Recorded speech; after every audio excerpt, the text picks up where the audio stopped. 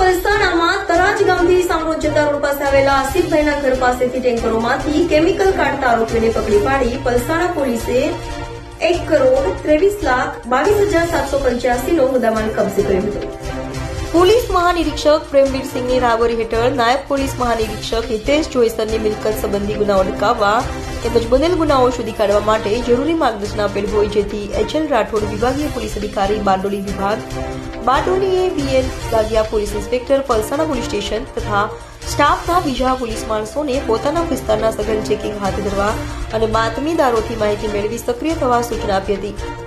જે અનુસંધાને 20 જાન્યુઆરીના રોજ પલસાણા પોલીસ સ્ટાફના માણસો પોલીસ સ્ટેશન વિસ્તારમાં પેટ્રોલિંગમાં હતા. તે દરમિયાન assistant head constable Merubhai Rameshbhai તથા પોલીસ કોન્સ્ટેબલ નિલેશભાઈ જગદીશભાઈને ખાનગી રાહે સંયુક્ત બાતમી હકીકત મળી હતી કે તરાજ ગામની સીમમાં સામરોદ જતા રોડ પાસે આસિફભાઈ શેખના ઘર પાસે 2 ટેન્કરો ઉભેલ છે અને તેમાંથી વાયફળે વેરોલામાં જાહેરમાં ગેરકાયદેસર જ્વલનશીલ પ્રવાહી જથ્થો કાઢે છે. જે બાતમીના આધારે આરોપીઓને પકડી પાડી આરોપીઓ વિરુદ્ધ પલસાણા પોલીસ મથકમાં ગુનો નોંધી કાયદેસરની કાર્યવાહી હાથ ધરી ₹1,23,22,785 નો મુદ્દામાલ કબજે કરાયો હતો.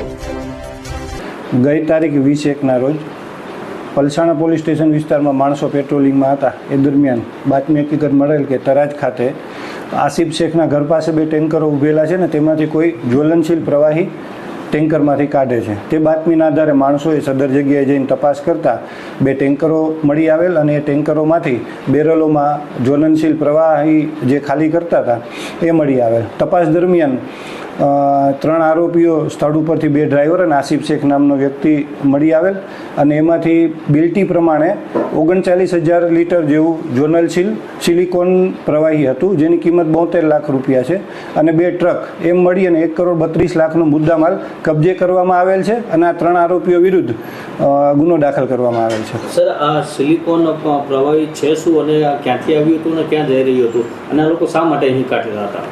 સિલિકોન પ્રવાહી એક જ્વલનશીલ પ્રવાહી છે. એ મુંબઈથી આવતું હતું અને સુરત જતું હતું અને એનો ઉપયોગ બાબતેની હજી વિગતવારની તપાસો ચાલુ છે.